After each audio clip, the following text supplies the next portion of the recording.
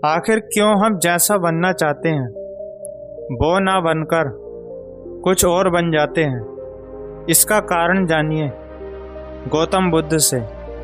जीवन में हर व्यक्ति सफल बनना चाहता है, लेकिन सफल बनने के लिए आपको अच्छे विचारों को अपनाने की ज़रूरत है। गौतम बुद्ध के उपदेशों से आपके जीवन में सकारात्मक बदलाव आते हैं और इससे आपका जीवन बदल जाता है।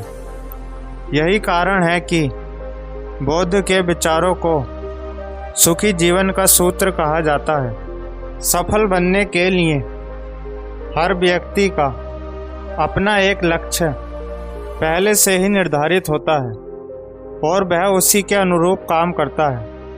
लेकिन कई बार ऐसा होता है कि आप जो बनना चाहते हैं वैसा नहीं बन पाते हैं। कुछ लोग इसे लेकर यह मानते हैं कि शायद उसकी किस्मत में ही यही लिखा होगा, तो वही कुछ लोग अपनी किस्मत को खराब कहने लगते हैं और कुछ लोग यह मानकर संतुष्ट हो जाते हैं कि शायद वे इसे डिजर्व ही नहीं करते थे। लेकिन इसका असली कारण कुछ और ही होता है। गौतम बुद्ध की इस कहानी से जानते हैं इसका कारण। गौतम बुद्ध की कहानी। एक बार गौतम बुद्ध को एक सभा में उपदेश देना था। सभा में करीब 100 से ज़्यादा लोग उपस्थित थे और उनका इंतजार कर रहे थे। गौतम बुद्ध आए लेकिन बिना कुछ कहे ही चले गए। बुद्ध का ऐसा व्यवहार देख सभी हैरान रह गए, लेकिन किसी ने उनसे कुछ कहा नहीं। अगले दिन फिर से सभा का आयोजन हुआ, लेकिन आज सभा में उपस्थित लोगों की संख्या घटकर 80 हो गई। आज भी बुद्ध ने ऐसा ही किया। वे सभा में आए लेकिन बिना कुछ बोले चले गए।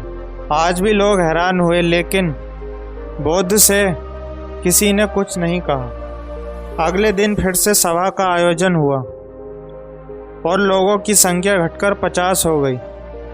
बुद्ध फिर से सभा में आए और बिना कुछ बोले ही चले गए। आज भी बुद्ध से किसी ने कोई प्रश्न नहीं किया। अगले दिन फिर से सभा का आयोजन हुआ और इस बार लोगों की संख्या केवल 30 थी। आज भी बुद्ध बिना कुछ बोले मुस्कुराए चले गए। आप कहानी को पढ़ते हुए इरिटेट हो गए होंगे और सोच रहे होंगे कि आखिर बुद्ध को कुछ बोलना नहीं तो बार बार सभा का आयोजन क्यों हो रहा है। ठीक इसी तरह सभा में मौजूद लोगों को भी गुस्सा आ रहा था, लेकिन इसका जवाब जानने के लिए आपको धैर्य रखना होगा। अगले दिन फिर से सभा का आयोजन हुआ और आज सभा में केवल 15 लोग ही उपस्थित रहे। लेकिन आज गौतम बुद्ध ने अपना स्थान ग्रहण किया और उपदेश देने के लिए बैठ गए। बुद्ध ने जिन 15 लोगों को उपदेश दिए वे उनके भिक्षु बन गए और इन लोगों ने आगे चलकर बुद्ध के ज्ञान को अलग अलग दिशाओं में फैलाया। एक बार इन लोगों ने बुद्ध से प्रश्न किया कि सभा का आयोजन होने के बावजूद भी आप क्यों कई दिनों तक बिना बोले ही चले जाते थे। बुद्ध ने उत्तर दिया, मैं उन लोगों की खोज में था जो लायक हो। सभा के पहले दिन 100 से भी ज़्यादा लोग थे, लेकिन उनमें से ज़्यादातर लोगों को मेरे उपदेश से कुछ मतलब नहीं था। इसके बाद जो लोग अगले दिन आए उन्हें भी मेरे उपदेश से कोई मतलब नहीं था। वो तो केवल इसलिए आए थे क्योंकि वो देखना चाहते थे कि आखिर सभा में होता क्या है। लेकिन मुझे ऐसे लोगों की तलाश थी जो मेरे ज्ञान को जन जन तक पहुंचाएं। मैं कई दिनों तक इसलिए बिना बोले चला गया क्योंकि मैं ये देखना चाहता था आखिर वो कौन लोग हैं जो सच में मेरे उपदेश को सुनना चाहते हैं और जिन्हें वास्तव में ज्ञान पाने की प्यास थी। ऐसे लोग ही रोज आए।